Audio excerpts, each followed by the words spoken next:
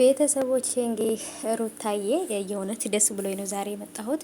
ደስታ ሩታን ሰርፕራይዝ ሊያደርጋት ነው ማለት ነው ቤተሰቦቼ። ይህም እንግዲህ የገዛ ጓደኛቸው ላይ ነገር የተናገረው ማለት አሁን ላይ አብርሃምና ሩታ አብሮ መሆን እንደማይችሉና ከኤርሜላንም ሩታንም ትቶ እንደሄደ ደስታም ደግሞ ከዚህ በፊት የራቀው በራሱ ቻናል ራሱ ቪዲዮ እየለቀቀ አይደለም የለም በአጠቃላይ እና ይሄ ሁሉ ነገር የተፈጠረው እንግዲህ እንዴት ሩታ ላን ያልሆነችም በማለት እሷን በማፍቀሩ እሷን ለመርሳት ነበር እንግዲህ የጠፋው በአጠቃላይ ከሚዲያ ማለት ትችላላችሁና ደስታ ሩታን ምን ያህል እንደሚያፈቅራት ታውቃላችሁ።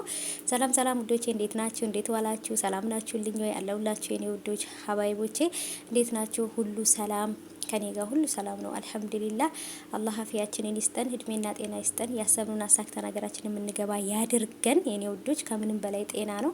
አብሽሩልኝ የኔ ውዶች ማለት ነው። ወደ ገደለው ስገባ እንግዲህ ደስታ ሩታን ሰርፕራይዝ ሊያደርጋት ነው። አጠር ያለ ቪዲዮ ነው ያመጣሁላችሁ። በቃ ደስ ስላለኝ ነው። ምክንያቱም ሩታ ደስታ ይገባታል። ትናንትናም ከትናንት ወዲያም ቀጥሎም አብርሃም በጣም ልቧን ሲሰባበረው ነበር ማለት ነው። እሷም ደግሞ እንግዲህ ወልጄ ከምለያይ ልጄን አብሬ ከአባቱ ጋር ላሳድግ ብላ ነው አብርሃም ያጠፋውን ጥፋት ሁሉ ትታ ወደ እሷ ለመመለስ እየሞከረች የነበረው። አብርሃም ግን ደግሞ እሷ ይቅር ባይነቷን ንቆት ሄዷል ማለት ነው። እሱ ይቅርታ ቢጠይቃት ሩታ ከሱ ጋር ለመኖር ምንም አትጠራጠርም። ምክንያቱም ለምንም ብላ ሳይሆን ለልጇ ስትል ማለት ነው። እና ብቻ ግን አሁን ላይ ደስታ ሰርፕራይዝ ሊያደርጋት ነው። አብረው ሊሆኑ ነው መሰለኝ ከሩታ